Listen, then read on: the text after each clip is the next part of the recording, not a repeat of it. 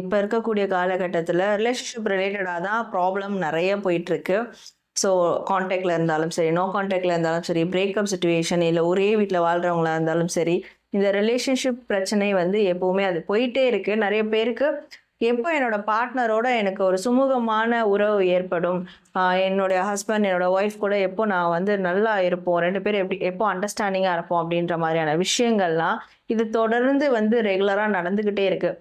So அப்போது இதற்கு ஒரு தீர்வு தரக்கூடிய வகையில் இதற்கான ஒரு ஸ்பெசிஃபிக்கான சுவிட்ச் வேர்டும் இருக்குது. உண்மையாகவே பவர்ஃபுல்லானது, உண்மையாகவே நிறைய பேருக்கு இது ஒர்க் அவுட் ஆன ஒரு சுவிட்ச் வேர்டை தான் நான் இன்றைக்கி உங்களுக்கு சொல்ல போகிறேன். உங்கள் நேம் ப்ளஸ் உங்களுடைய பார்ட்னர் நேம் போட்டு பக்கத்தில் டிவைன் டுகெதர். இதை வந்து நீங்கள் டெய்லி 21 டைம்ஸ் வந்து நீங்கள் டெய்லி சொல்லியோ இல்லை ஒரு ஒயிட் பேப்பர், ஒரு பிளெயின் ஒயிட் பேப்பரில் எழுதியோ நீங்கள் தொடர்ந்து இதை வந்து ஒரு பேப்பரில் எழுதுறீங்கன்னா நீங்கள் எழுதி கலெக்ட் பண்ணி வச்சுட்டே வாங்க.